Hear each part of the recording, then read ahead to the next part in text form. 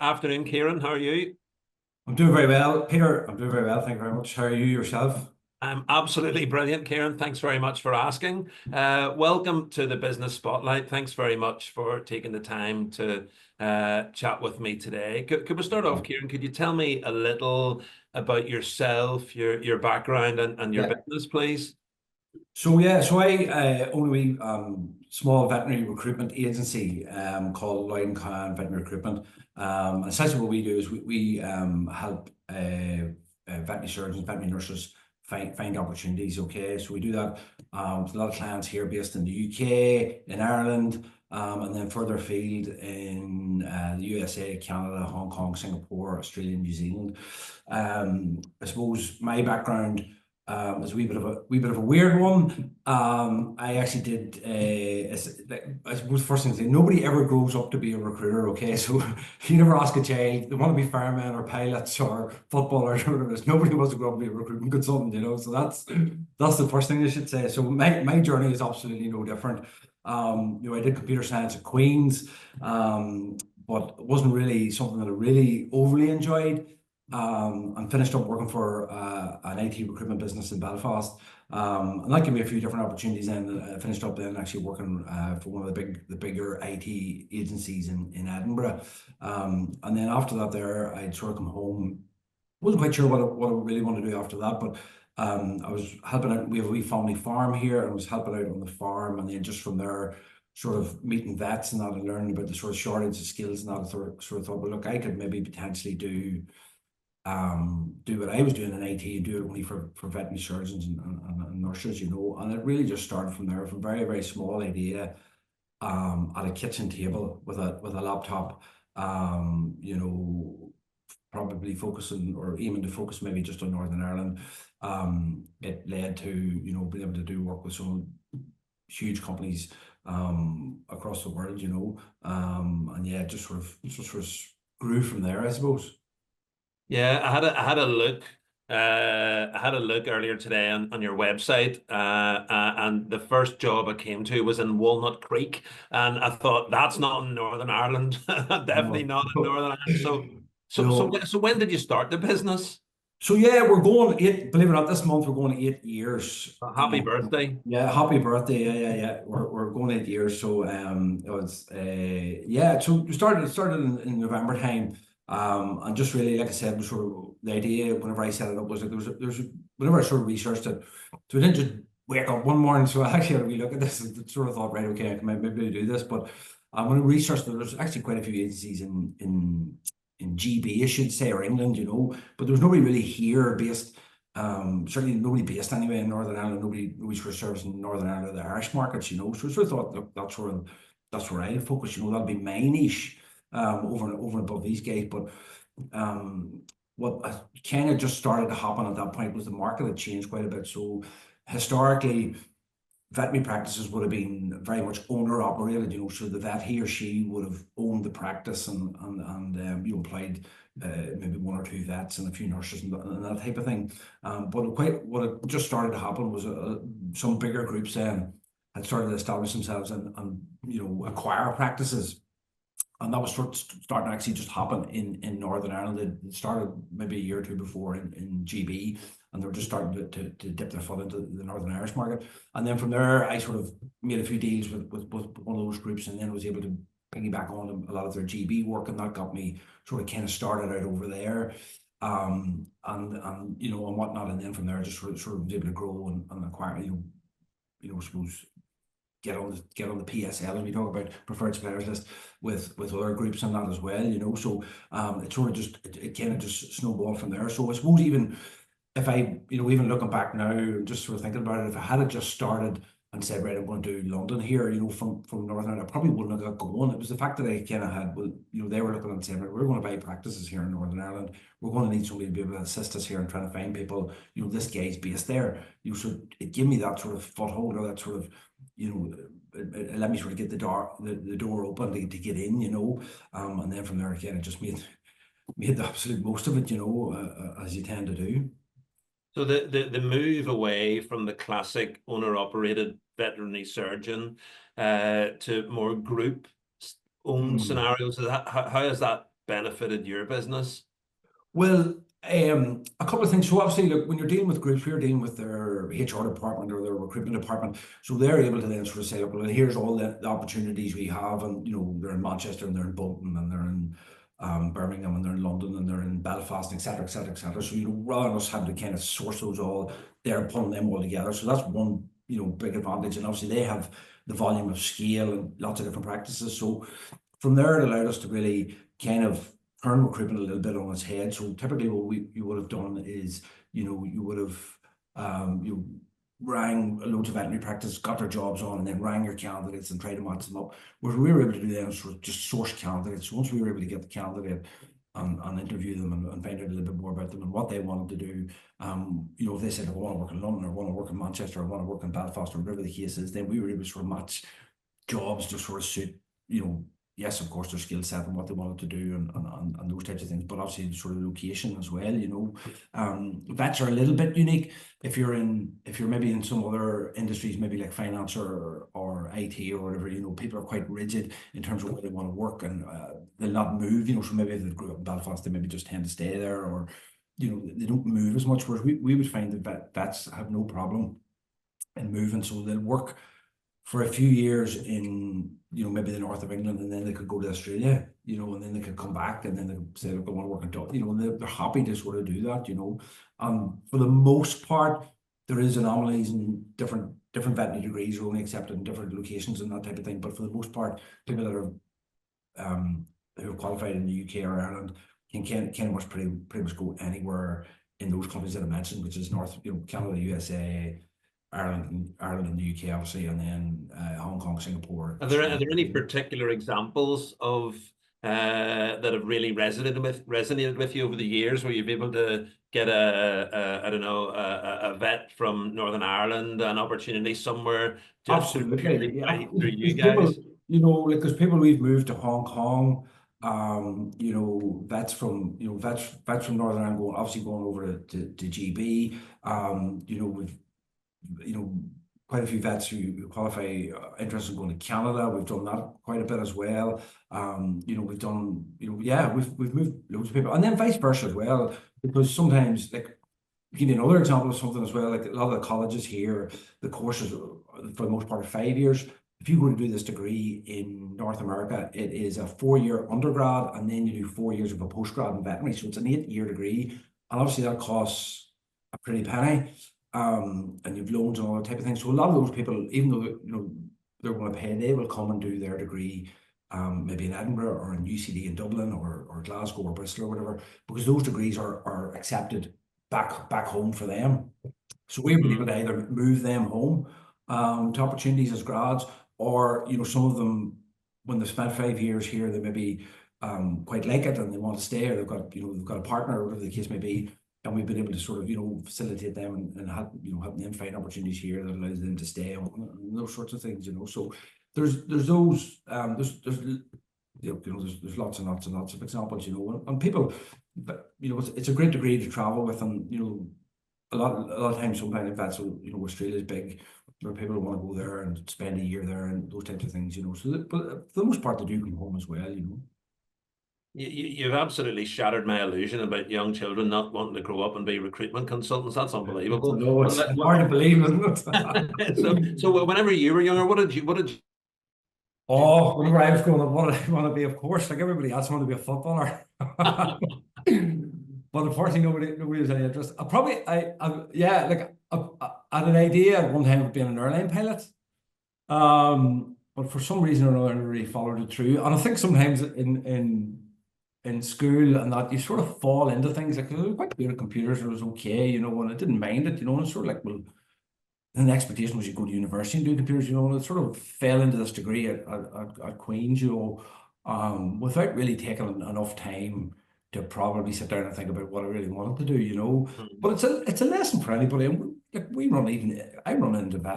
ran into a vet there recently who changed careers and wanted to go off and be an actual airline pilot, and we've had people come into the veterinary industry from different backgrounds, and then so it's a life lesson for anybody. Like, just because you're 28 or 29 or 30 and you're sitting doing a job, you know, and you have a passion for something, you've been interested in doing something else, that, you know, you can go and do it. You know what I mean? You can, you know, you think sometimes you'll retrain and all types of things, but you can go and do it. And you know, you should never think, right, well, this is me till I'm 65 or whatever it is, or 66 or whatever the age is now.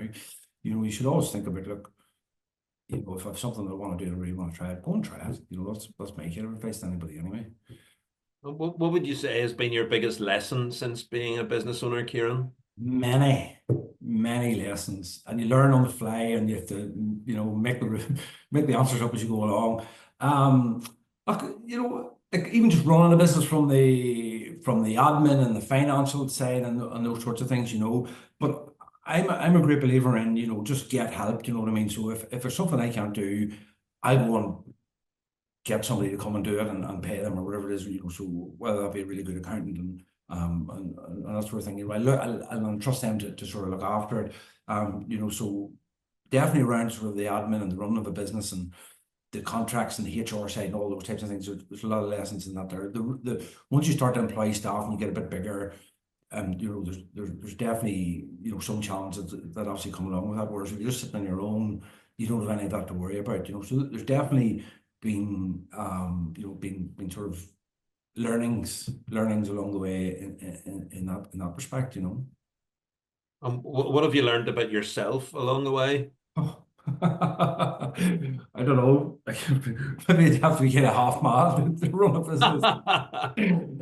Oh, no, well, listen, I've learned that I can do it. Do you know what I mean? I've learned that much, you know. I've learned that I've really good skills in terms of, you know, winning business, winning clients, you know, good sort of sales skills. You know, I've been able to sort of work on those and hone those. You know, I've definitely learned that I have that sort of, you know, attribute, if you like, you know.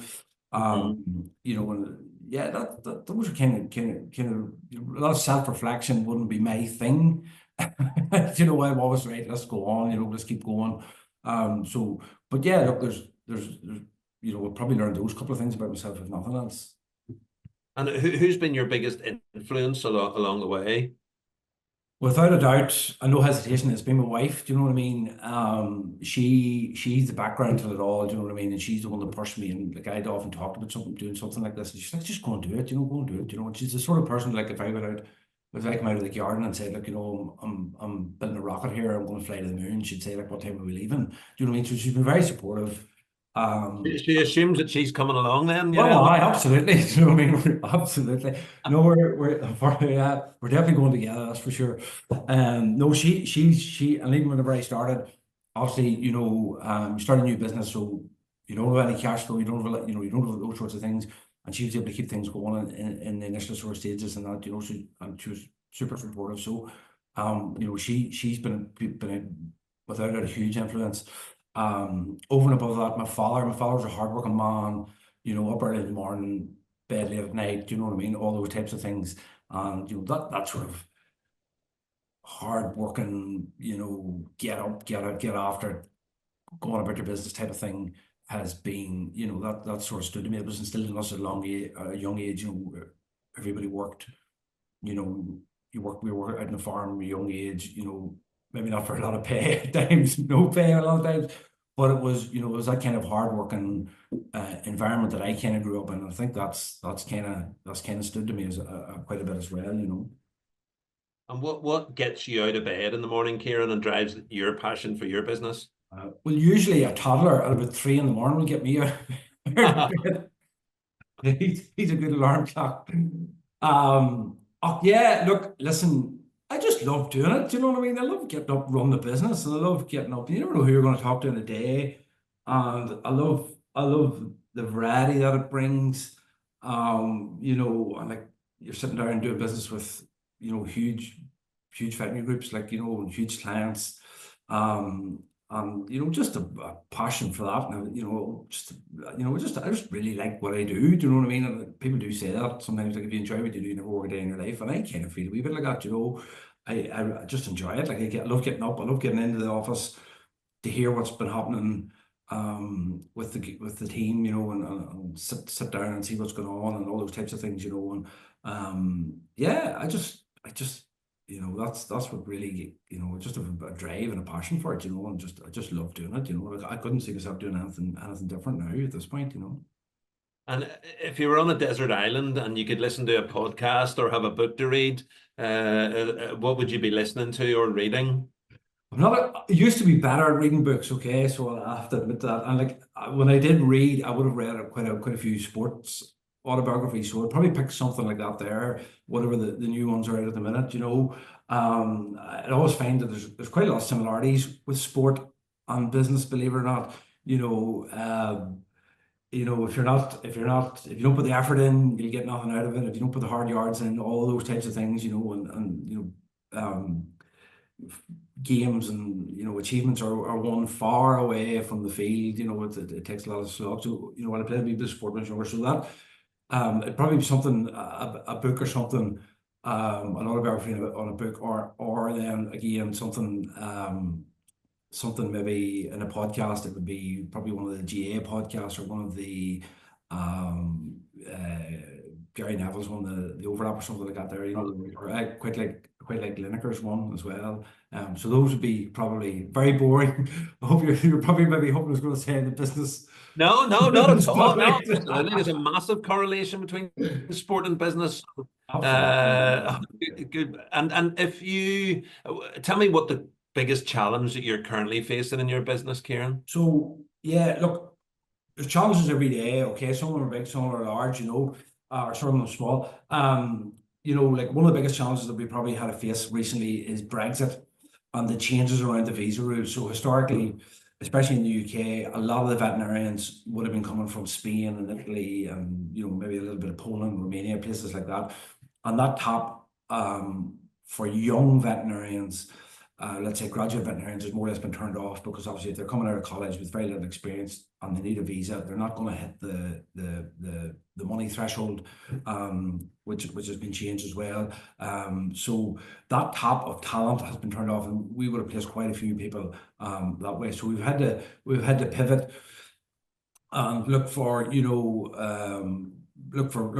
alternatives to that there, which is obviously, maybe some Irish candidates, trying to entice a few more of those to go over who don't need visas. And then you're looking at more experienced people. And sometimes, unfortunately, maybe in Spain and Italy, it's hard to get the good quality experience in veterinary that maybe say somebody who's a couple of years out in the UK would have got. It's not comparable. If you have 2 years experience in Spain, it doesn't tend to be comparable to what maybe a UK graduate or an Irish graduate, in terms of what they've done in surgery skills and that type of thing. So that's definitely, without a doubt, Brexit has been probably the biggest challenge that we faced, and we're just going to have to. But I you could mope about it and complain, and obviously I did go through that phase of mourning, but it's now just trying to get on with it and get on with the job. And I wouldn't say it has helped us, but if you look at it in the way that it has turned a lot of that talent off, it's turned the talent off for everybody. So the pool that people are looking at is those people are harder to find. So in a weird way, the harder it is to find candidates, and the harder it is to find people, is kind of better for us, because these people are really easy to find. The companies just go find them themselves, and they wouldn't use an agency. So that that's where our sort of niche and our sort of we've been able to sort of pivot a little bit and change how we do things, and change the type of people that we look for, and move forward with that. And if you could invite any three people, alive or dead, to a dinner party, who would you invite? Who would I invite? I'd probably invite, for your older listeners, I'd probably invite Elvis. I think he'd be good crack. I'd probably invite maybe somebody like Ray Keane. And maybe a third person. I'd probably invite my dad. My dad died when I was younger, so I was about 22 when he died. And I love him to see now, what I'm about and what we're doing, and that sort of thing. And I think he'd fall over if he saw what was going on, but he'd be very proud of it. I'd imagine. I'd like to think so anyway. So probably invite him. Yeah, you wouldn't get a look. He'd be speaking to Elvis. He was an Elvis fan himself, actually. Yeah, it's just maybe where he got it from. And what about if you could go back in time and give some advice to your 18-year-old self, Ciaran? What would that be? Well, like, even though, like, I did say, maybe computer science and Queens, that sort of thing wasn't for me. I probably wouldn't change it because I've ended up where I am today anyway. Do you know what I mean? So I'd always been nervous of doing the Marty McFly and changing time, and then your parents don't meet and all those sorts of things. It was getting me very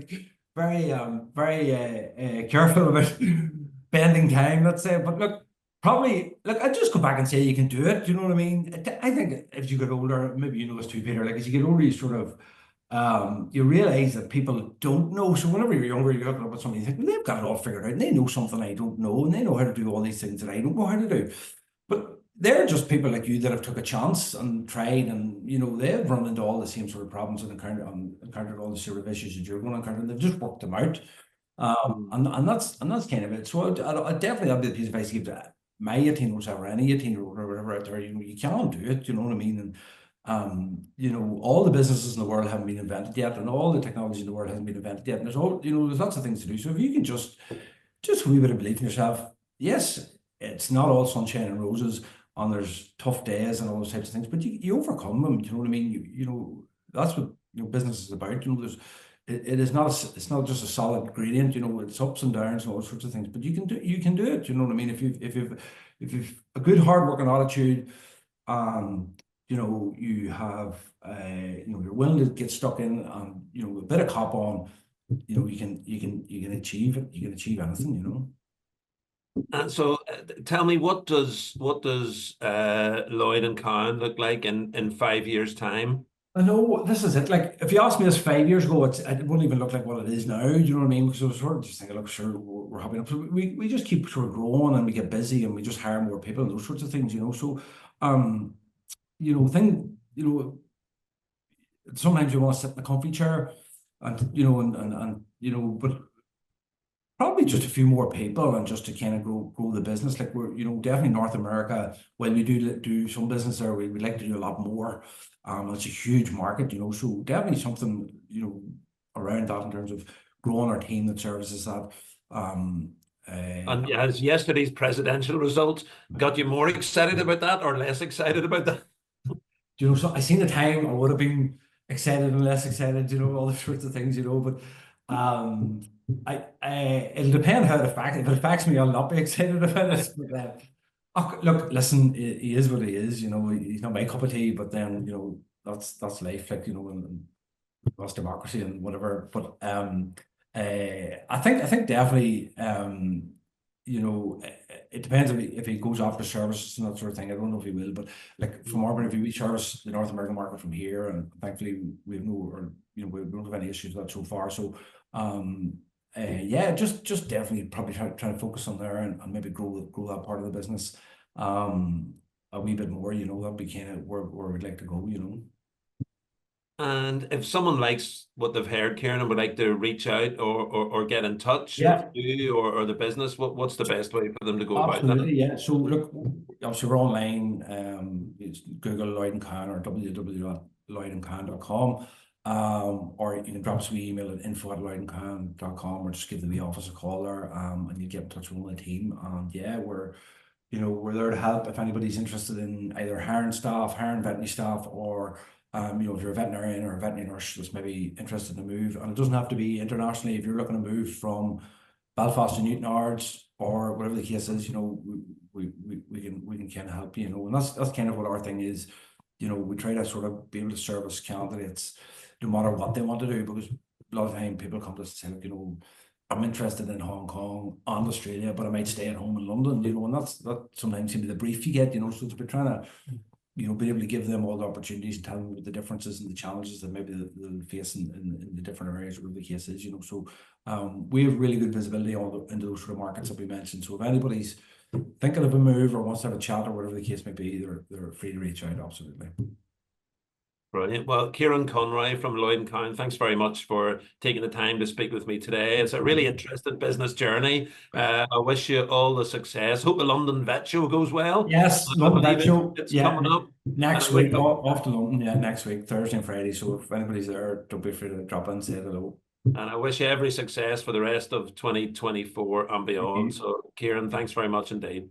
No problem. Thanks very much, Peter. Really appreciate it. Thank you.